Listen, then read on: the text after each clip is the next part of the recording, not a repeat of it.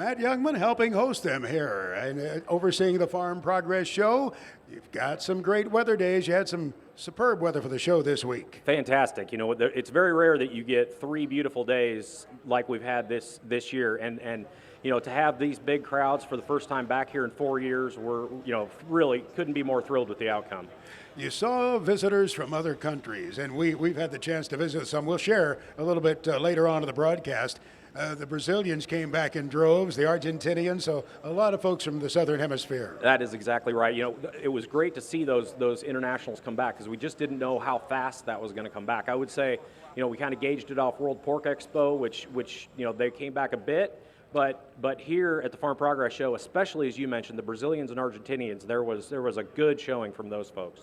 Matt, what amazes me is each year at Farm Progress, there are so many new product unveilings, so many announcements. I've just seen a score of them here. Do you happen to keep track of how many new products get announced at Farm Progress? It kind of runs.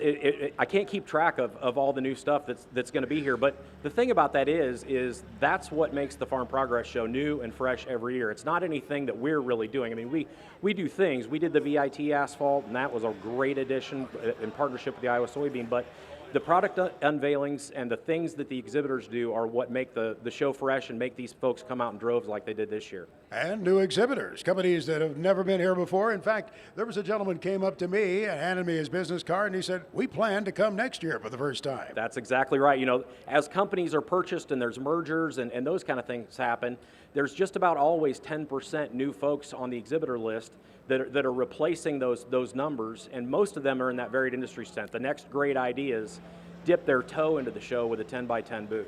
Talking about next great ideas, the Farm Next exhibit, I think, met the advanced publicity. It was really interesting not only to see these products, but the inventors there talking about what they've come forward with. And that's exactly the kind of thing we were talking about, where the excitement to be able to, you know, this is something that they've poured their blood, sweat, and tears into to make this invention work, and to see them interacting with the growers and get the growers' reaction back here, it was a great opportunity for them to work on refining before they're really ready for the market.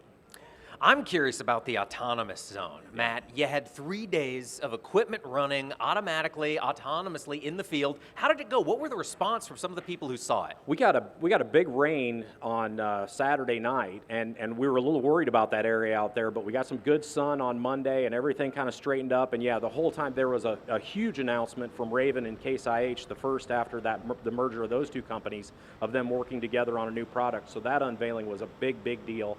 And it's been out there running the whole time, along with an Iowa State autonomous machine and sprayer drones and the traditional ride and drives. Just a whole lot of action out there, and right next door to the floating tractor too.